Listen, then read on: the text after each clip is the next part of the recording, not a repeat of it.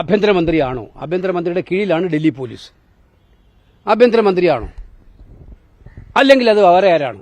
ഇത് ആഭ്യന്തരമന്ത്രി സഭയിൽ വന്ന് പറയണം. ഇതാണ് ഞങ്ങൾ ആദ്യം മൂലം ആവശ്യപ്പെട്ടത്.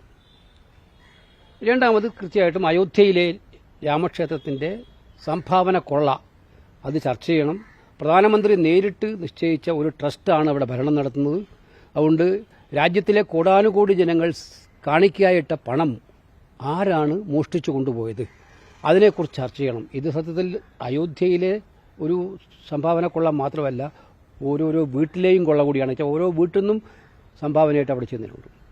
മൂന്നാമത്, പ്രധാനമന്ത്രി മാപ്പ് പറയാം. ഈ മൂന്ന് കാര്യങ്ങൾ ഉന്നയിച്ചുകൊണ്ടായിരുന്നു ആദ്യം മുതൽ അവസാനം വരെ പ്രതിപക്ഷം സമരരംഗത്തേക്ക് വന്നത്. നിങ്ങൾ മനസ്സിലാക്കേണ്ട, 20-ാം തീയതി സമ്മേളനം തുടങ്ങിയത്. അന്ന് പ്രക്ഷുബ്ധമായ അന്തരീക്ഷത്തിൽ സഭ പിരിഞ്ഞു. 21 മുതൽ ഇന്ന് പിരിയുന്ന 13 വരെ 18 പ്രവൃത്തി ദിവസങ്ങളുണ്ടായിരുന്നു. ഈ 18 പ്രവൃത്തി ദിവസങ്ങളിൽ 17 എണ്ണത്തിലും അമിത്ഷാ ഹാജരായില്ല. ഞങ്ങൾ ഉന്നയിക്കുന്ന ആവശ്യങ്ങളെ അംഗീകരിക്കാൻ തയ്യാറായില്ല. അവിടെ വരാൻ ധൈര്യമില്ലായിരുന്നു എന്ന് പറയുന്നതാണ് ശരി. പാർലമെന്റിൽ വന്ന് ഞങ്ങൾ ചോദിക്കുന്ന ചോദ്യങ്ങൾക്ക് മറുപടി പറയാൻ ധൈര്യമില്ലായിരുന്നു. ഏറ്റവും വലിയ ധീരശാലിയാന്ന് പറയുന്ന അമിത്ഷാ പാർലമെന്റിൽ നിന്നും ഒളിച്ചോടുന്ന കാഴ്ചയാണ് ഇന്ത്യൻ പാർലമെന്റ് കണ്ടത് കഴിഞ്ഞ 17 ദിവസമായിട്ട്. ഞാൻ അദ്ദേഹം സ്പീക്കർക്ക് ഒരു പ്രേമലേഖനം അയച്ചു കൊടുത്തു. സ്പീക്കർക്ക് അയച്ചു കൊടുത്ത പ്രേമലേഖനത്തിൽ ഞാൻ ചർച്ചയ്ക്ക് തയ്യാറാണ്, അതിനുള്ള സാഹചര്യം ഒരുക്കാൻ പറ്റുമോ എന്ന് പ്രതിപക്ഷത്തോട് ചോദിക്കണം. സ്പീക്കർ എന്നെ വിളിച്ച് ചോദിച്ചു, നിങ്ങളുടെ പരിപാടി എന്താണ്, ഇങ്ങനെ കത്ത് കിട്ടിയിട്ടുണ്ട്. എന്റെ കത്ത് നേരത്തെ ഉണ്ടായിരുന്നു, നിങ്ങൾക്ക് ഓർമ്മയുണ്ടാവും. സ്പീക്കർക്ക് ഞാൻ കത്ത് കൊടുത്തിരുന്നു. അമിത്ഷായെ രാജ്യസഭയിൽ ചെയർമാൻ പറഞ്ഞു, ഗവൺമെന്റ് പ്രതിപക്ഷത്തിന്റെ വികാരം മന്ത്രിയെ അറിയിക്കണം, ആര്, പാർലമെന്ററി മിനിസ്റ്റർ, ആഭ്യന്തരമന്ത്രിയെ അറിയിക്കണം എന്ന് രാജ്യസഭയിൽ ചെയർമാൻ പറഞ്ഞു. അതിന്റെ തുടർച്ചയായിട്ട് ഞാൻ സ്പീക്കർക്ക് കത്ത് കൊടുത്തു. സ്പീക്കർ പറയണം പാർലമെന്ററി അഫയേഴ്സ് മിനിസ്റ്ററോട് അല്ലെങ്കിൽ ആഭ്യന്തരമന്ത്രിയോട് സഭയിൽ വന്ന് ഞങ്ങൾ ആവശ്യപ്പെടുന്ന ഈ ചോദ്യത്തിന് ഉത്തരം തരണം. സിമ്പിളല്ല ചോദ്യം. പെല്ലറ്റ് ഗൺ ഉപയോഗിക്കാൻ നിർദ്ദേശം കൊടുത്ത അമിത്ഷാ ആണെങ്കിൽ അമിത്ഷാ പറയണം, ശരി ഞാനാണ് കൊടുത്തത്, അല്ലെങ്കിൽ അല്ല ഇന്നാളാ ചെയ്തതെന്ന് പറയണം. അയാൾ തയ്യാറാവാതെ എന്നിട്ട് എന്ത് ചെയ്തു, അതൊന്നും തയ്യാറാവാതെ മിനിഞ്ഞാന്നൊരു കത്ത് എഴുതിയിട്ട് സ്പീക്കർ കൊടുത്തു. ഞാൻ ചോദിക്കുന്ന ഒറ്റ ചോദ്യമേ ഉള്ളൂ. എല്ലാ ദിവസവും രാജ്നാഥ് സിംഗ് സഭയിലിരിക്കുന്ന നിങ്ങൾ കാണുന്നുണ്ട്. അദ്ദേഹം വളരെ സീനിയർ മോസ്റ്റ് ആയിട്ടുള്ള മന്ത്രിയല്ലേ. രാജ്നാഥ് സിംഗ് സഭയിൽ വന്ന് ഇരിക്കാനും അദ്ദേഹം ഇടപെടുന്നുമുണ്ട് ചില കാര്യങ്ങളിൽ. അമിത്ഷായ്ക്ക് വന്ന ഈ കത്ത് കൊടുക്കുന്നതിന് പകരം സ്പീക്കർക്ക്, അദ്ദേഹത്തിന്റെ തന്നെ സ്വന്തം പാർട്ടി നിശ്ചയിച്ച സ്പീക്കർക്ക് കത്ത് കൊടുക്കുന്നതിന് പകരം അദ്ദേഹത്തിന് സഭയിൽ വന്നിരുന്ന് പറഞ്ഞുകൂടെ, ഇതാ ഞാൻ തയ്യാറാണ് ചർച്ചയ്ക്ക്, നിങ്ങളുടെ ചോദ്യത്തിന് മറുപടി പറയാൻ ഞാൻ തയ്യാറാണ്, നിങ്ങൾ കേൾക്കാൻ തയ്യാറുണ്ടോ? ധൈര്യമുണ്ടെങ്കിൽ അതല്ലേ പറയേണ്ടത്. നിർഭയനാണെങ്കിൽ അതല്ലേ പറയേണ്ടത്. അതിന് പകരം വളഞ്ഞ വഴിയിലൂടെ സ്പീക്കർക്ക് കത്തെഴുതി കൊടുത്തിട്ട് തടി തപ്പുകയല്ലായിരുന്നോ അമിത്ഷാ ചെയ്തത്? എന്നിട്ട് ഇന്ന് എന്താ സംഭവിച്ചത്? ഇന്ന് സഭ പിരിയുന്ന ദിവസമാണ്. സാധാരണ പിരിയുന്ന ദിവസം സ്പീക്കറുടെ റെഫറൻസ്, മറ്റെന്തെങ്കിലും ലേ ഉണ്ടെങ്കിൽ, പേപ്പർ ലേ ഉണ്ടെങ്കിൽ അതും ചെയ്യും. സ്പീക്കറുടെ റെഫറൻസ്, അത് കഴിഞ്ഞ് വന്ദേമാതരം. പക്ഷേ ഞങ്ങൾ ആ കാര്യത്തിൽ തീരുമാനമെടുത്തിരുന്നു. ഈ വന്ദേമാതരത്തിന് വേണ്ടി മാത്രം ഇന്ന് അമിത്ഷാ അവിടെ വന്നിരിക്കുകയാണ്. 17 ദിവസവും മുങ്ങിയ ആഭ്യന്തരമന്ത്രി പൊങ്ങിയത് ഇപ്പോഴാണ്.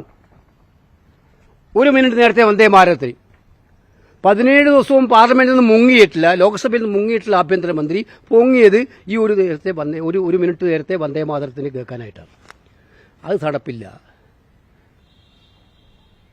അത് കഴിഞ്ഞിട്ട് ചായസൽക്കാരത്തിന് ഞങ്ങളെല്ലാം പോകുന്നതാണ്. അപ്പോൾ ഞങ്ങൾ പറഞ്ഞു, ആഭ്യന്തരമന്ത്രിയുടെ ചായസൽക്കാരത്തിന് ഞങ്ങളില്ല. സഭയെ അവഹേളിച്ച, ഈ രാജ്യത്തെ അവഹേളിച്ച, ഈ രാജ്യത്തെ കുട്ടികളെ വെടിവെക്കാൻ ഓർഡർ കൊടുക്കുന്നതിന് ഉത്തരവാദിത്തം ഏറ്റെടുക്കേണ്ട ആഭ്യന്തരമന്ത്രി, സഭയിൽ നിന്ന് ഒളിച്ചോടിപ്പോയ ആഭ്യന്തരമന്ത്രി ഇരിക്കുന്ന ചായസൽക്കാരത്തിൽ അങ്ങനെ ഇരുന്നിട്ട് പോകാൻ ഞങ്ങൾ ആഗ്രഹിക്കുന്നില്ല എന്ന് പറയായിരുന്നു നമ്മൾ ചെയ്തത്. ഇതാണ് ഇന്ന് സംഭവിച്ചത്. സത്യത്തിൽ ഈ സഭയിൽ നടന്നത് ജനങ്ങളുടെ വികാരം ഉണ്ടായിരുന്നു. ഈ രാജ്യത്ത് വിദ്യാർത്ഥി പ്രക്ഷോഭത്തിന്റെ ഏറ്റവും കടുത്ത അന്തരീക്ഷം ഉണ്ടായിരുന്നു. അവിടെ മുട്ടുമടക്കി ധർമ്മേന്ദ്ര പ്രധാനെ രാജി കണ്ടതാണ് ഈ സഭ. വിദ്യാർത്ഥി പ്രക്ഷോഭത്തിന്റെ മുമ്പിൽ പ്രതിപക്ഷ ആവശ്യങ്ങൾക്ക് മുമ്പിൽ മുട്ടുമടക്കി ധർമ്മേന്ദ്ര പ്രധാനെ രാജിവെപ്പിച്ച പ്രധാനമന്ത്രി അതുപോലെ കേന്ദ്ര ഗവൺമെന്റ് കീഴടങ്ങിയിട്ട് അവർ ജനങ്ങളുടെ മുമ്പിൽ തീർത്തും എക്സ്പോസ് ചെയ്യപ്പെടുന്ന കാഴ്ചയാണ് ഈ പാർലമെന്റ് സമ്മേളനം മുഴുവൻ കണ്ടത്. ഭരണപക്ഷത്തിന്റെ കീഴടങ്ങലിന്റെ, ഭയപ്പെട്ടോടുന്നതിന്റെ, ചോദ്യങ്ങൾക്ക് മറുപടി പറയാൻ പ്രയാസപ്പെടുന്നതിന്റെ, കഴിയാൻ കഴിയാത്ത സാഹചര്യത്തിന്റെ ഏറ്റവും വലിയ വേദിയായിട്ടാണ് ഈ പാർലമെന്റ് സമ്മേളനം മാറിയത്. അത് ലോക്സഭയിലും രാജ്യസഭയിലും എന്നാണ് പറയാൻ ആഗ്രഹിക്കുന്നത്. ഇത് കൃത്യമായിട്ടും ഈ പാർലമെന്റ് സമ്മേളനത്തിൽ ഈ തിരക്കിനിടയിലും ഈ ഒരു ബഹളത്തിനിടയിലും സഭ ഓർഡറിലല്ല, ഒരു മിനിറ്റ് വെച്ച് ബില്ല് പാസ്സാക്കുക. നിങ്ങൾ കേട്ടിട്ടുണ്ടോ എവിടെയെങ്കിലും? അതും മർമ്മപ്രധാനമായിട്ടുള്ള ബില്ലുകൾ. ഞങ്ങൾ നേരിട്ട് സ്പീക്കറെ കണ്ട് പറഞ്ഞു, പാർലമെന്ററി അഫയേഴ്സ് മിനിസ്റ്ററെ കണ്ട് പറഞ്ഞു, 2 ബില്ലുകൾ നിങ്ങളതിൽ വാശി പിടിക്കരുത്. സർക്കാരിന് ഏറ്റവും അടിയന്തര പ്രാധാന്യമുള്ളതാണെങ്കിൽ നമുക്ക് മനസ്സിലാക്കാം. ഭരണം നിർവഹിക്കുന്ന കാര്യത്തിൽ അത്യാവശ്യമായി ഉപകരിക്കേണ്ടതാണെങ്കിൽ മനസ്സിലാക്കുക. കോടാനുകോടി ജനങ്ങളെ ബാധിക്കുന്ന, അവരുടെ ജീവിതത്തെ ബാധിക്കുന്ന മൗലികമായ നിയമങ്ങൾ ഇത്തരം ബഹളത്തിനിടയിൽ അപ്പം ചൂടുന്നതുപോലെ പാസ്സാക്കരുത് എന്ന് പറഞ്ഞു. 2 ബില്ലുകൾ പ്രത്യേകിച്ച് ഞങ്ങൾ പറഞ്ഞു, FCRA ബില്ലും മൈനിങ്ങിന്റെ അമെന്റ്മെന്റ് ബില്ലും. സ്പീക്കറെ കണ്ടു പറഞ്ഞു, മന്ത്രിയെ കണ്ടു പറഞ്ഞു. സ്പീക്കർ പറഞ്ഞു മന്ത്രിയെ കാണാൻ, മൈനിങ് മിനിസ്റ്ററെ കിഷൻ റെഡ്ഡി. പ്രതിപക്ഷം അദ്ദേഹത്തെ കണ്ടു പറഞ്ഞു, നിങ്ങൾ ചെയ്യരുത്, അറ്റ്ലീസ്റ്റ് ആ ബില്ല് നിങ്ങളൊന്ന് സ്റ്റാൻഡിംഗ് കമ്മിറ്റിക്ക് വിടാൻ പറഞ്ഞു. സ്റ്റാൻഡിംഗ് കമ്മിറ്റിക്ക് മൈനിങ് ബില്ല് സ്റ്റാൻഡിംഗ് കമ്മിറ്റിക്ക് വിടാൻ പറഞ്ഞു. സ്റ്റാൻഡിംഗ് കമ്മിറ്റിയിൽ ചർച്ച ചെയ്യട്ടെ. നിങ്ങൾ മനസ്സിലാക്കേണ്ട ഈ ബില്ല് എന്താണ് വ്യവസ്ഥ ചെയ്തിരിക്കുന്നത്? ഈ ബില്ലിൽ വ്യവസ്ഥ ചെയ്തിരിക്കുന്നത് നമ്മൾ മനസ്സിലാക്കേണ്ടത്, state government are restricted from imposing any tax. ഏതെങ്കിലും നികുതി, മൈനിങ്ങുമായി ബന്ധപ്പെട്ട ഭൂമിയിൽ ഏതെങ്കിലും നികുതി ചുമത്തുന്നതിൽ സംസ്ഥാന ഗവൺമെന്റുകളെ നിയന്ത്രിക്കുന്ന അധികാരം നൽകുന്ന ബില്ലാണിത്. കേന്ദ്രത്തിന് പൂർണ്ണ അധികാരം നൽകുക. സത്യത്തിൽ മൈനിങ് ലീസ്, മൈനിങ് ടാക്സ്, ഇതൊന്നും ഇനി സ്റ്റേറ്റ് ഗവൺമെന്റ് പറ്റില്ല. നമ്മുടെ കേരളത്തിന് പോലും നിങ്ങൾ മനസ്സിലാക്കേണ്ടത്, കേരളത്തിലെ തീരപ്രദേശങ്ങളിലെല്ലാം മൈനിങ് നടക്കുന്നുണ്ട്, മറ്റ് പ്രദേശങ്ങളിൽ നടക്കുന്നുണ്ട്. ഇതിനൊന്നും സംസ്ഥാന ഗവൺമെന്റിന് നികുതി ചുമത്താൻ പറ്റാതെ അത് നിയന്ത്രിക്കുന്ന ബില്ലാണ് ഈ ബില്ല്. ഫെഡറൽ വ്യവസ്ഥയ്ക്കെതിരായിട്ടുള്ള ഏറ്റവും ശക്തമായ കടന്നാക്രമണം. അപ്പോൾ മൈനിങ് സംസ്ഥാന ഗവൺമെന്റ് കൂടി അനുമതി വേണ്ട മൈനിങ് ലീസുകൾ സെന്ററുകളിൽ ഇനി അതിന്റെ ആവശ്യമില്ല ഫലത്തിൽ. അപ്പോൾ ഇവർക്ക് ഇഷ്ടമുള്ള വ്യക്തികൾക്ക് മൈനിങ് കൊടുക്കാനായിട്ട് വേണ്ടിയിട്ടുള്ള സംസ്ഥാനങ്ങളുടെ അധികാരം കവർന്നെടുക്കുന്ന ഒരു ബില്ലാണ് ഈ ബില്ല്. അറ്റ്ലീസ്റ്റ് സ്റ്റേറ്റ് ഗവൺമെന്റിന് ഒന്നും വിശ്വാസം എടുത്തുകൂടെ? നിങ്ങളുടെ സ്റ്റേറ്റ് ഗവൺമെന്റ് ഉണ്ടല്ലോ, എന്ത് ചെയ്യാൻ പറ്റും? സ്റ്റേറ്റ് ഗവൺമെന്റിനേക്കാളും വിശ്വാസം അഡാനിയാണെങ്കിൽ പിന്നെ എന്ത് ചെയ്യാൻ പറ്റും? അതിനു വേണ്ടിയിട്ടാണ് ഈ ബില്ല് പാസ്സാക്കിയത്. സ്റ്റാൻഡിംഗ് കമ്മിറ്റി കൂടണമെന്ന് പറഞ്ഞത് അവർ അംഗീകരിച്ചില്ല. അവർക്ക് ഭൂരിപക്ഷമുണ്ടെന്ന് വിചാരിച്ച് ഇത്തരം ബുൾഡോസ് ചെയ്യുന്ന രീതിയാണ് ഉണ്ടായത്. ഇത് സംശയമില്ല, സംസ്ഥാന ഗവൺമെന്റുകൾ ഇതിന് ചോദ്യം ചെയ്തുകൊണ്ട് നിയമപരമായിട്ടുള്ള കാര്യങ്ങൾ ചെയ്യും. കോൺഗ്രസ് ഭരിക്കുന്ന സംസ്ഥാനങ്ങൾ കൃത്യമായിട്ടും ഇതിനെ നിയമപരമായി ചോദ്യം ചെയ്യുക തന്നെ ചെയ്യും. സംസ്ഥാനങ്ങളുടെ അധികാരം കവർന്നെടുക്കുന്ന ഭരണഘടനയ്ക്കെതിരായിട്ടുള്ള ബില്ലാണ് ഈ ബില്ല്. ഫെഡറൽ വ്യവസ്ഥയ്ക്കെതിരായിട്ടുള്ള ബില്ലാണിത്. ലാൻഡ് എന്ന് പറയുന്നത് സംസ്ഥാനങ്ങൾക്ക് അവകാശപ്പെട്ടതാണ്. ലാൻഡ്, ആ ലാൻഡ് ടാക്സിന് സംസ്ഥാന ഗവൺമെന്റ് അധികാരം കവർന്നെടുക്കാൻ എന്ത് അധികാരമാണുള്ളത് ഈ ബില്ലിൽ? ഈ ബില്ലിൽ അധികാരം എങ്ങനെയാണ് നടപ്പിലാക്കുക? അപ്പൊ അതുകൊണ്ട് ഇത് നമ്മൾ കോൺഗ്രസ് ഭരിക്കുന്ന സംസ്ഥാനങ്ങൾ എന്തായാലും ഇത് സംബന്ധിച്ചുള്ള കാര്യങ്ങൾക്ക് നിയമ കോടതികളെ സമീപിക്കും. ഗവൺമെന്റ് ഈ ചുളൂലിത് പാസ്സാക്കിയെടുക്കാൻ ആർക്ക് വേണ്ടിയിട്ടാണ് നിങ്ങൾക്ക് എല്ലാവർക്കും അറിയാമല്ലോ. ഇത് ആർക്ക് വേണ്ടിയാണ് പാസ്സാക്കുന്നത്? 3 കമ്പനി രജിസ്റ്റർ ചെയ്തിട്ടുണ്ട്.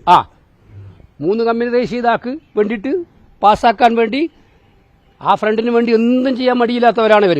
അപ്പോൾ അതുകൊണ്ട് ഇതും ചെയ്തുകൊണ്ടിരിക്കുകയാണ്. രണ്ടാമത്തെ FCRA ബില്ല് നിങ്ങൾ മനസ്സിലാക്കേണ്ടത്, RSS അവരുടെ ഇൻസ്റ്റിറ്റ്യൂഷൻസൊക്കെ എത്ര വിദേശ സംഭാവന വാങ്ങിക്കുന്നുണ്ട്? ഒരു അന്വേഷണവും ഇല്ല. കാരണം രജിസ്റ്റേർഡേ അല്ല. അവിടെ ആരോടും സമാധാനം പറയേണ്ട കാര്യമില്ല. FCRA ബാധകമല്ല അവർക്ക്. RSS നിങ്ങൾ മനസ്സിലാക്കേണ്ട സൈനിക സ്കൂൾ പോലും അവർ പിടിച്ചെടുക്കാൻ നോക്കുകയാണ് ഇപ്പം രാജ്യത്തിലെ. ഈ ഉത്തരേന്ത്യയിലൊക്കെ മിക്കവാറും സ്കൂളുകൾ നടത്തുന്നവരാണ്. അവർക്ക് എത്ര ഫോറിൻ ഫണ്ടിങ് വരുന്നുണ്ട്? അതിന് നിയന്ത്രണമൊന്നും വേണ്ട, FCRA വേണ്ട. പാവപ്പെട്ട ന്യൂനപക്ഷങ്ങൾ അല്ലെങ്കിൽ നല്ല NGOകൾ ആരോഗ്യ മേഖലയിലും വിദ്യാഭ്യാസ മേഖലയിലും ചാരിറ്റി രംഗത്തുമൊക്കെ നന്നായിട്ട് പ്രവർത്തന ശേഷിയുള്ള NGO-കൾ അവരെ നിയന്ത്രിക്കാൻ വേണ്ടി FCRA ബില്ല് അതിലും എന്താ പറഞ്ഞിരിക്കുന്നത്, ആ കണക്കിൽ എന്തെങ്കിലും തെറ്റോ പാളിച്ചോ എപ്പോഴും കണ്ടാൽ അതിന് ടേക്ക് ഓവർ ചെയ്യാനുള്ള അധികാരം, ആ സ്വത്തുക്കളെ ടേക്ക് ഓവർ അധികാരം കൂടെ കൊടുത്തുകൊണ്ടുള്ള ബില്ലാണ് ആ ബില്ല്. എല്ലാവരും എതിർത്തു, ശക്തമായി എതിർത്തു. ഞങ്ങൾ പല്ലും നഖവും ഉപയോഗിച്ച് എതിർക്കുന്നുണ്ട്. പക്ഷേ അത് JPC-ക്ക് വിട്ടിട്ടുണ്ട്. JPC-യിലും ഞങ്ങൾ അതിനെതിരായിട്ടുള്ള ശക്തമായ നിലപാട് സ്വീകരിക്കും. JPC-യിൽ പങ്കാളികളാവും. JPC-യിൽ പങ്കാളി ഇത് ഈ കാര്യങ്ങൾ അങ്ങനെ വെറുതെ വിടാൻ പറ്റുന്നതല്ല. ആ കാര്യത്തിൽ പങ്കെടുത്തുകൊണ്ട് ശക്തമായി എതിർക്കാനാണ് പാർട്ടി തീരുമാനം.